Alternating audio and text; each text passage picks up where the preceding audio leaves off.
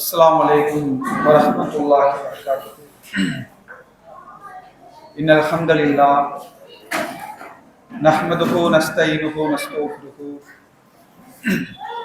व नऊज़ु बिल्लाहि मिन शुरूरि अनफुसिना व मिन सय्यिआति अमालिना मय यहदिहिल्लाहु फला मुदिल्ल लहु व मय युद्लिल फला हादिय लहु व अशहदु अल्ला इलाहा इल्लल्लाह वहदहु ला शरीका लहु वाशहदु अन्न मुहम्मदन अब्दुहु व रसूलुहु अम्मा बाद।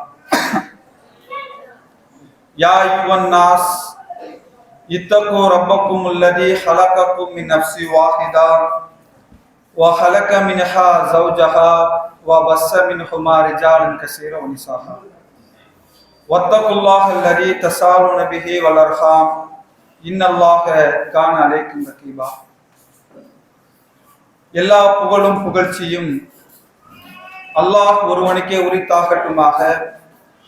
அல்லாஹ்வுடைய அருளும் கருணையும் நம் உயிரிலும் மேலான நபிகள் நாயகம் ஸல்லல்லாஹு அலைஹி வஸல்லம் அவர்களின் மீதும் அவர்களை அப்படியே பின்பற்றி வாழ்ந்த சத்திய சஹாபாக்கள் மீதும் தாபீன்கள் தபா தாபீன்கள் மீதும் குறிப்பாக இங்கு நிலவக்கூடிய நம் அனைவரின் மீதும் என்றென்றும் நின்று நிலவட்டுமாக.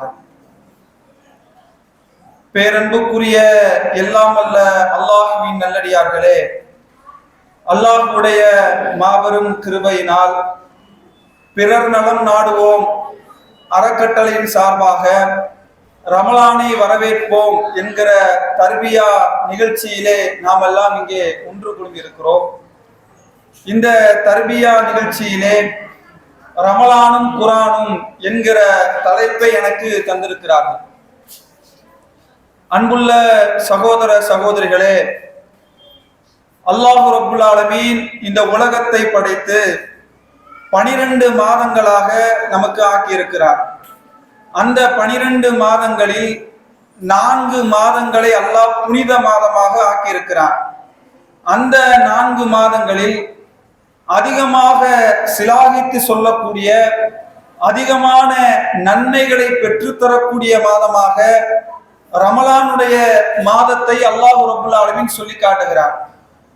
பொதுவாகவே ரமலானுடைய மாதத்தை பற்றி அல்லாஹும் அவனுடைய தூதர் நபிகள் நாயகம் ஸல்லல்லாஹு அலைஹி வஸல்லம் அவர்களும் சொன்ன செய்திகளை படித்து பார்த்தால், சொன்ன செய்திகளை சிந்தித்து பார்த்தால், இன்னும் ஓரிரு நாட்களில் நாம் அடைய இருக்கிற இந்த ரமலானை அடையக்கூடிய பாக்கியத்தை அல்லாஹ் வைத்திருக்கிறான் என்று சொன்னால், நிச்சயமாக அல்லாஹ்வுக்கு இதற்காகவே அல்லாஹ்வுக்கு மிகப்பெரிய அளவிலே நன்றி செலுத்த கடமைப்பட்டிருக்கிறோம்.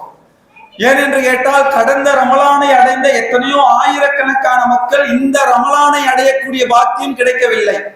நம்மோடு இருந்தவர்கள், நம்மோடு பழகியவர்கள், நம்மோடு அண்டை வீட்டுக்காரர்கள், நம்மோடு கூட இருந்தவர்கள் என்று எத்தனை ஆயிரக்கணக்கான மக்களை சென்ற ரமலானிலே கடந்து வந்தோமோ, இந்த ரமலான் வருவதற்குள்ளாக எத்தனையோ ஆயிரக்கணக்கான மக்களை மரணித்திருக்கிறார்கள். ஆனால் அதையெல்லாம் தாண்டி அல்லாஹ் இந்த ரமலானை அடையக்கூடிய பாக்கியத்தை நமக்கு கொடுத்திருக்கிறான் என்று சொன்னால், நிச்சயமாக இதற்காகவே அல்லாஹுக்கு நன்றி செலுத்த கடமைப்பட்டிருக்கிறோம்.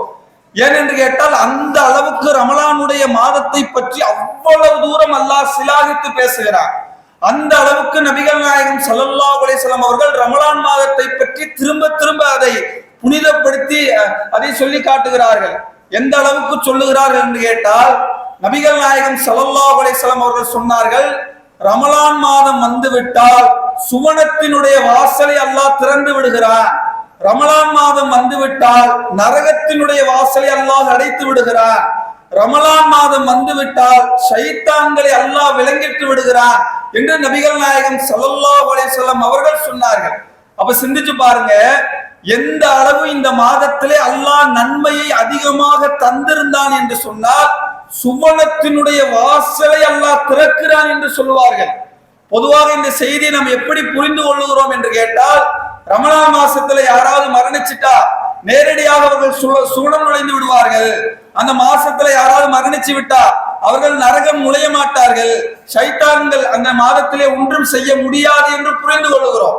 ஆனா நபிகள் நாயகம் ஸல்லல்லாஹு அலைஹி வஸல்லம் அவர்கள் அந்த கருத்திலே அப்படி சொல்லவில்லை.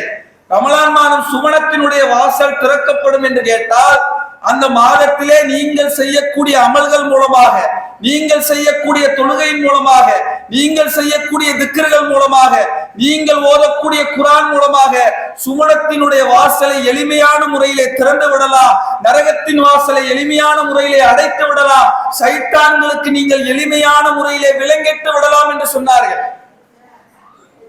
அப்படிப்பட்ட புனிதம் நிறைந்த மாதத்தை இன்னும் ஒரு நாட்களிலே நாம் நுழைய இருக்கிறோம். அப்ப எப்பேற்பட்ட பாக்கியம் இந்த மாதம்! சாதாரண பாக்கியம் நிறைந்த மாதமா? மேலும் நபிகள் நாயகம் ஸல்லல்லாஹு அலைஹி வஸல்லம் அவர்கள் சொன்னார்கள், ரமலான் மாதத்திலே ஒவ்வொரு இரவிலும் அல்லாஹ் பூமிக்கு ஒரு அழைப்பாளரை அனுப்புகிறான். அந்த அழைப்பாளர் ரமலான் மாதத்தினுடைய ஒவ்வொரு இரவிலும் வந்துகிறார். ஆதமுடைய மக்களே, நன்மைகளை செய்யக்கூடியவர்களே, உங்களுடைய நன்மைகளை நீங்கள் விரைவாக செய்து கொள்ளுங்கள். தீமைகளை செய்யக்கூடியவர்களே, உங்கள் தீமைகளை நீங்கள் குறைத்துக் கொள்ளுங்கள். மற்ற 11 மாதங்களிலே இல்லாமல் விசேஷமாக ரமலான் மாதத்தை மட்டும் அல்லாஹ் தேர்ந்தெடுத்து அதற்கென்று ஒரு அழைப்பாளர் நியமித்து ரமலான் மாதத்தினுடைய ஒவ்வொரு இரவுகளையும் அல்லாஹ் அந்த அழைப்பாளரை பூமிக்கு அழைத்து வந்து ஒட்டுமொத்த மூமின்களுக்கும் ஒட்டுமொத்த மக்களுக்கும் நன்மைகளை நீங்கள் அதிகமாக செய்யுங்கள் என்று சொல்லுகிறான் என்று சொன்னால் ரமலான் மாதத்தை அல்லாஹ் எப்படி புனிதப்படுத்தி இருக்கிறார்! சாதாரண மாதத்தில் நுழைய இருக்கிறோமா? எப்படிப்பட்ட அற்புதம் நிறைந்த மாதம்! மேலும் நபிகள் நாயகம் ஸல்லல்லாஹு அலைஹி வஸல்லம் அவர்கள் ரமலான் மாதத்திலே நுழையக்கூடிய ஒட்டுமொத்த சமுதாய மக்களுக்கும் சொன்னார்கள், எப்பேற்பட்ட சிறப்பு தெரியுமா? இந்த மாதம் எப்படிப்பட்ட மாதம் தெரியுமா? நபிகளார் சொன்னார்கள், யார் ரமலானிலே ஈமானோடும் நன்மை எதிர்பார்த்தும் ரமலானுடைய இரவுகளிலே நின்று வணங்குவாரோ அவருடைய முன் சென்ற எல்லா பாவத்தையும் அல்லாஹ் மன்னித்து விடுகிறார். ரமலான் மாதத்தை புனிதப்படுத்துவதற்கு, சிறப்புப்படுத்துவதற்கு ஒரு அடியாருக்கு அல்லாஹ் எவ்வளவு நன்மைகளை தருகிறான் என்பதற்கு இதை தாண்டிய ஒரு செய்தி வேண்டுமா?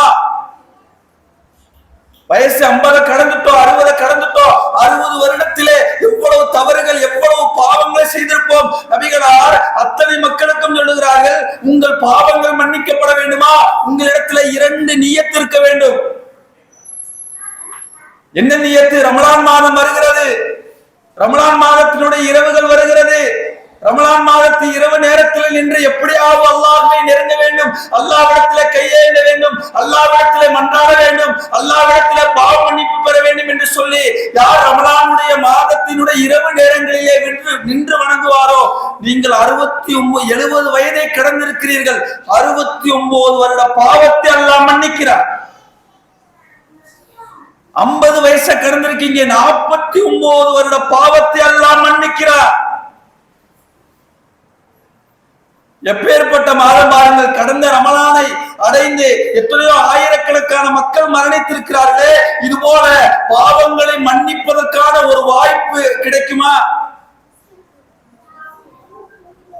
அல்லாஹ் உங்களுக்கும் எனக்கும் கொடுத்திருக்கிறான் என்று சொன்னால் ஆகச் சிறந்த ஒரு மாதத்திலே நாம் எல்லாம் நுழைய இருக்கிறோம். ஒரு தடவை நபிகள் நாயகம் ஸல்லல்லாஹு அலைஹி வஸல்லம் அவர்கள் ஜும்மா உரை நிகழ்த்துவதற்காக மிம்பரிலே ஏறுகிறார்கள்.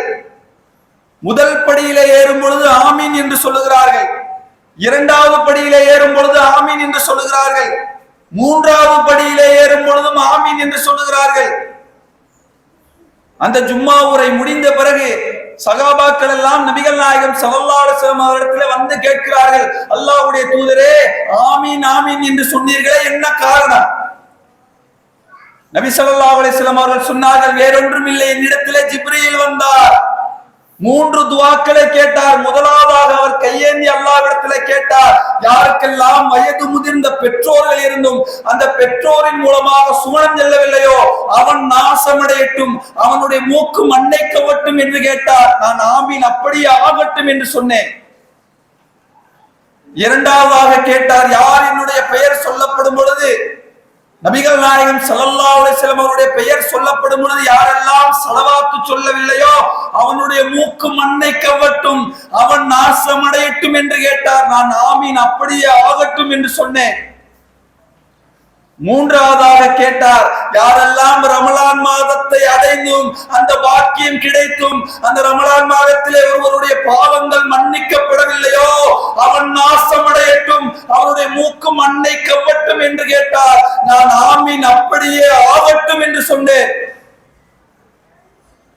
இப்ப எந்த அளவுக்கு ஜிப்ரீல் அலைஹிஸ்ஸலாம் அவர்கள் கோபப்பட்டிருந்தால் அல்லாஹ் ஒரு மனிதனுக்கு, ஒரு அடியானுக்கு ரமலான் மாதத்தை நுழையக்கூடிய பாக்கியத்தை கொடுத்து, ரமலான் மாதத்தில் நுழையக்கூடிய ஆரோக்கியத்தை கொடுத்து, அந்த மாதத்தை ஒருவர் சரிவர பயன்படுத்தவில்லை என்று சொன்னார், அந்த மாதத்திலே அவருடைய பாவங்கள் மன்னிக்கப்படவில்லை என்று சொன்னார், அவர் மிகப்பெரிய துர்பாக்கியசாலி, அவன் நாசமடையட்டும் என்று சொன்னார்கள். ஏன்னா அவ்வளவு தூரம் அல்லாஹ் ரமலானிலே நன்மைகளை வாரி வாரி கொட்டி கொடுத்திருக்கிறார். மேலும் சொன்னார்கள், ரமலானிலே ஒரு இரவு இருக்கிறது. அல்லாஹ் திருமறை குர்ஆனிலே சொல்லுகிறான், இன்னா அன்ஸல்னாஹு ஃபீ லைலத்துல் கத்ர் வமா அத்ராக மா லைலத்துல் கத்ர் லைலத்துல் கத்ர் ஹைரும் மின் அல்ஃபி ஷஹர். பாக்கியமிக்க மகத்துவமிக்க இரவிலே நாம் இறக்கினோம். அது எப்படிப்பட்ட இரவு தெரியுமா? அல்லாஹ் குர்ஆனிலே சொல்லுகிறான், 1000 மாதங்களுக்கு சமமான ஒரு இரவு என்கிறார். ஒரு மாதம் 2 மாதம் அல்ல, அந்த லைலத்துல் கத்ர் என்கிற இரவிலே, ரமலானுடைய கடைசி 10 ஒற்றைப்படை இரவுகளிலே ஒரு இரவை அல்லாஹ் வைத்திருக்கிறான். அது எப்படிப்பட்ட இரவு தெரியுமா? 1000 மாதங்களை விட சிறந்த ஒரு இரவாக வைத்திருக்கிறார். அந்த இரவிலே 2 ரக்காயத்து நீங்கள் தொழுதால் உங்கள் நன்மையின் ஏட்டில் அல்லாஹ் எப்படி எழுதுவான் தெரியுமா? 1000 மாதங்கள் நின்று வணங்கினால் என்ன நன்மை எழுத முடியுமோ அல்லாஹ் அந்த நன்மைகளை எழுதுகிறான். ஒரு சுப்ஹானல்லாஹ் அல்ஹம்துலில்லாஹ் சொல்லுகிறீர்கள். லைலத்துல் கத்ர் என்கிற அந்த 1000 மாதங்களை விட சமமான ஒரு இரவிலே சொல்லுகிறீர்கள். அல்லாஹ் ஒரு நன்மையாக எழுத மாட்டார். 1000 மாதங்கள் சொன்னால் என்ன நன்மை கிடைக்குமோ அந்த நன்மை எழுதுகிறார். எப்பேற்பட்ட பாக்கியம் பாருங்கள்! சாதாரண பாக்கியமா? சாதாரண நன்மைகளை அடைந்து கொள்ளக்கூடிய பாக்கியமா? ஆனாலும் இன்றைக்கும் கூட பெரும்பாலும் கடைசி 10 நாட்களிலே நம்முடைய பெண்கள், ஆண்கள் என்று சொல்லி அந்த பெருநாளுக்கு நாங்கள் தயாராகிறோம் என்ற பெயரிலே, உணவு என்ற பெயரிலே, ஆடை என்ற பெயரிலே கடைசி 10 நாட்களை சர்வ சாதாரணமாக அலட்சியப்படுத்துகிறோம். ஆடை எடுக்கணும், ட்ரெஸ் எடுக்கணும், கடையா போங்க, இரவு நேரத்துல போங்க, வெளியூருக்கு போங்க, சென்னைக்கு போங்க, மதுரைக்கு போங்க, போய் 3 நாள் 4 நாள் பர்ச்சேஸ். என்ன ஆகும்? இந்த ரமலானிலே அடைந்திருக்கிற நாம் அடுத்த ரமலானிலே இப்படிப்பட்ட வாய்ப்பு, இப்படிப்பட்ட பாக்கியம் கிடைக்கும் என்பதை நம்மால் உறுதியாக சொல்ல முடியுமா? 1000 மாதங்களை விட சிறந்த ஒரு இரவை அல்லாஹ் ரமலானுடைய கடைசி 10 இரவில் வைத்திருப்பதாக நபிகள் நாயகம் ஸல்லல்லாஹு அலைஹி வஸல்லம் அவர்கள் சொல்லுகிறார்கள். அதை கூட அலட்சியப்படுத்துகிற வேலையை செய்தால், எனவே அந்த இரவை இந்த ரமலானுடைய அலட்சியப்படுத்தி விடாதீர்கள், பொதுபோக்காக இருந்து விடாதீர்கள். உணவு, ஆடை என்ற பெயரிலே உங்களுடைய நேரத்தை நீங்கள் வீணடித்து விடாதீர்கள். அதை தாண்டி இவ்வளவு ரமலான்ல சிறப்பு இருக்குல்ல, இந்த சிறப்புகளை எல்லாம் அல்லாஹ் ஏன் கொடுத்தார்? இதான் மிக முக்கியமாக நாம் கேட்க வேண்டிய ஒரு கேள்வி. ரமலான் மாதத்தை சிறப்பு படுத்தியிருக்கிறார், ரமலான் மாதத்தை பாவங்கள் மன்னிக்கப்படும் என்கிறார், ரமலான் மாதத்திலே மலக்குமார்களை அனுப்பி நன்மைகளை செய்யும்படி அல்லாஹ் ஏவுகிறார். இப்படி எல்லாம் அல்லாஹ் ரப்புல் ஆலமீன் ரமலான் மாதத்திலே நோன்பை கடமையாக்கி இருக்கிறான். ஏன் இதெல்லாம் செய்கிறார்?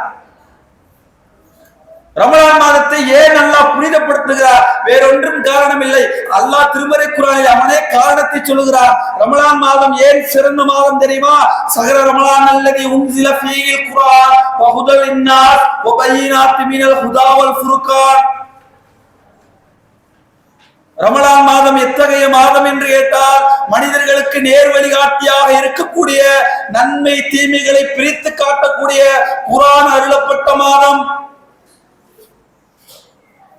இந்த மாதத்தை அல்லாஹ் சிறப்பு படுத்தியதற்கு, இந்த மாதத்தை அல்லாஹ் புனிதப்படுத்தியதற்கு, இந்த மாதத்தை அல்லாஹ் நன்மைகளை வாரி வாரி அல்லாஹ் கொடுத்ததற்கு காரணமே திருமறை குர்ஆன் கொடுத்த காரணத்தினால் தான் அல்லாஹ் புனிதப்படுத்தி இருக்கிறார்.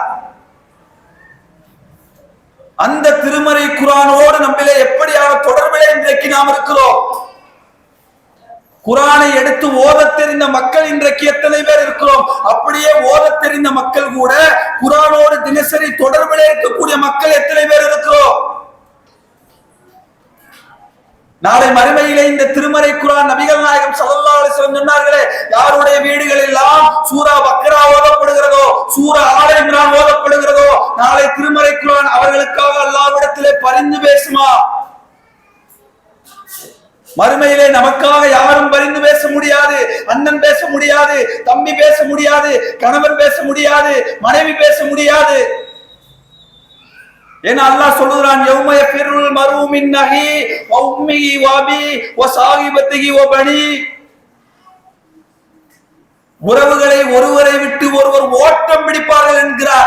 அந்த நேரத்திலே நீங்கள் திருமறை குர்ஆனை ஓதினார், ஓதுவதற்கான முயற்சி எடுத்தால் திருமறை குர்ஆன் உங்களுக்காக பரிந்து பேசும். யா அல்லாஹ், குர்ஆனை ஓதினான் இறைவா, சூரா பக்ராவை ஓதினான் இறைவா, சூரா ஆல இம்ரானை ஓதினான் இறைவா. எத்தனை பேர் எடுக்கிறோம், எத்தனை பேர் ஓதுகிறோம், எத்தனை பேர் ஓத தெரியாத மக்கள் யாராவது ஓதி அந்த குர்ஆனை கேட்பதற்காக ஆசைப்பட்டிருக்கிறோம், அல்லது அந்த குர்ஆனை எப்படியாவது நான் மரணத்துக்குள்ளே ஓத வேண்டுமே என்று ஓதுவதற்கான முயற்சி எடுத்திருக்கிறோம். பெருசா குர்ஆனை பத்தி பேசினா குர்ஆனை ஓதணுமா, அதான் குர்ஆன் படி வாழ்றோம்ல, குர்ஆனை ஓதுறதுக்கு என்ன அவ்வளவு பெரிய சிறப்பு? குர்ஆனை ஓதுவர்களுக்கான தனி இடத்தை நபிகள் நாயகம் ஸல்லல்லாஹு அலைஹி வஸல்லம் அவர்கள் கொடுத்தார்கள். உஹது போரிலே கொல்லப்பட்டவர்கள் நபி ஸல்லல்லாஹு அலைஹி வஸல்லம் அவர்கள் அடக்கம் செய்கிறார்கள். அவரிடத்துல கேட்கிறார்கள், இவர்கள் இருவரிலே யார் குர்ஆனை அதிகம் ஓத தெரிந்தவர்? அல்லாஹ்வுடைய தூதரே, இவருக்கு ஓத தெரியும், அவரை அடியிலே வையுங்கள். குர்ஆன் ஓதுபவருக்கு ரசூலுல்லாஹ் சொன்னாங்க, உங்களில் யார் சிறந்தவர் தெரியுமா? குர்ஆனை தானும் கற்று அதை பிற மக்களுக்கும் கற்று தந்திருக்கிறாரே, அவர்தான் உங்களிலேயே சிறந்தவர். அப்படியெல்லாம் குர்ஆனை பற்றி மேலும் அல்லாஹ் மறுமையிலே நடக்கிற சம்பவத்தை சொல்லுகிறார். அல்லாஹ் மூமின்களை பார்த்து சொல்வானாம், குர்ஆனை ஓதுங்கள், உயருங்கள் என்று சொல்லுவானாம்.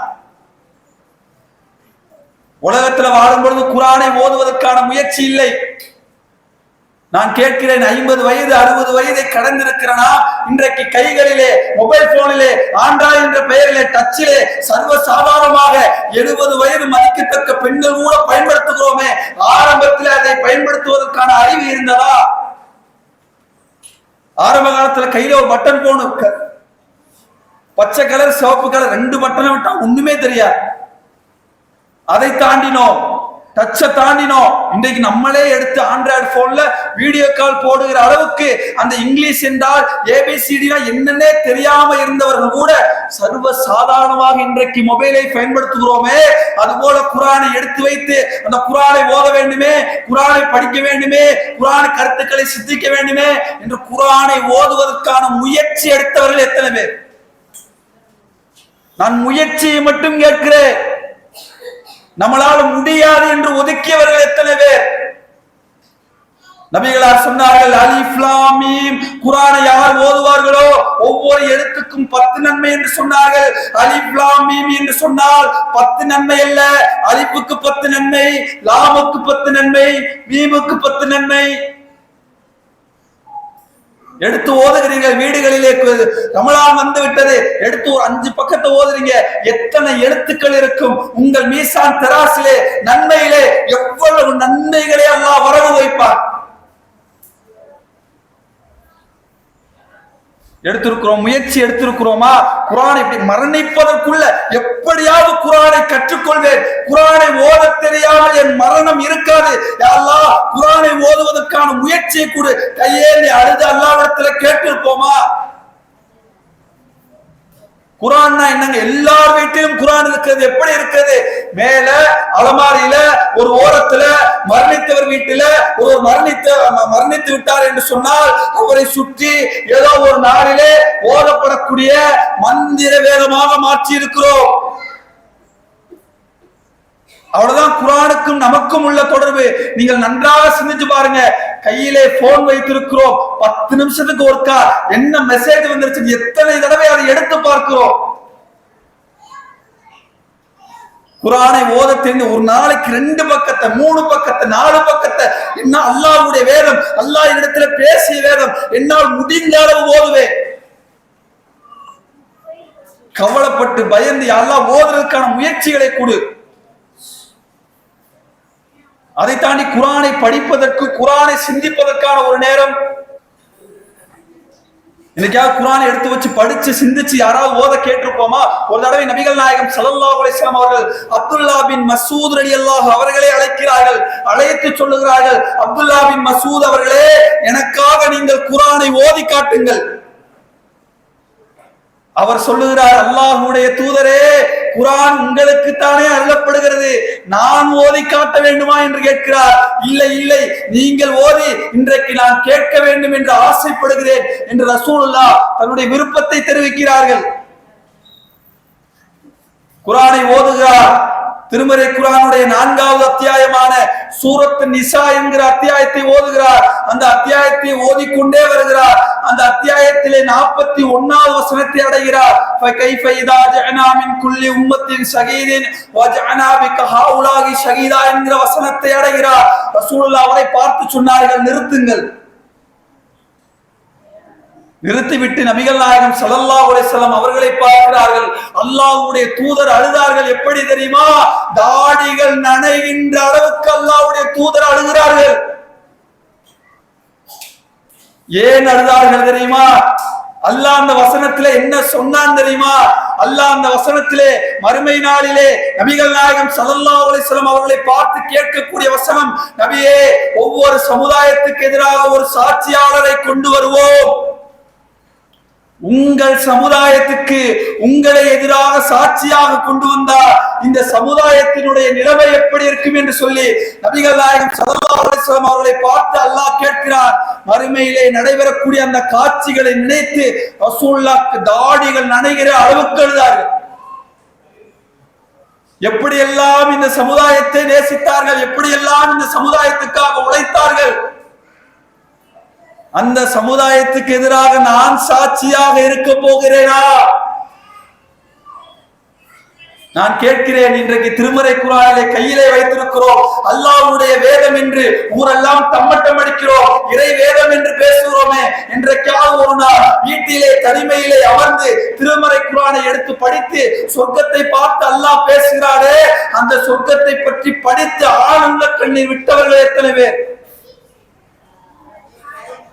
அந்த திருமறை குர்ஆனை எடுத்து படித்து நரகத்தை பற்றி அல்லாஹ் பேசக்கூடிய வசனங்களிலே நரகத்தை பார்த்து பயந்து தன்னுடைய கண்களிலே கண்ணீர் சிந்தியவர்கள் எத்தனை பேர்?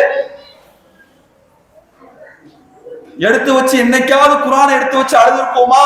அல்லாஹ் என்ன சொல்லுகிறார்? இந்த முஹம்மதுக்கு அருளப்பட்ட வேதத்தை அவர்கள் செவியுற்றால், அவர்கள் படித்தால், அவர்கள் சிந்தித்தால், அவர்கள் கண்களிலிருந்து கண்ணீர் வடிவதை பார்ப்பீர். குர்ஆனை எடுத்து படித்தாலே அந்த மக்கள் கண்ணீர் சிந்துவார்கள் என்கிறான் அல்லாஹ். நமக்கு கண்ணீர் வரவில்லை என்று சொன்னால் இன்னும் திருமறை குர்ஆனை சரிவர அணுகவே இல்லை, குர்ஆனை உளப்பூர்வமாக படிக்கவே இல்லை.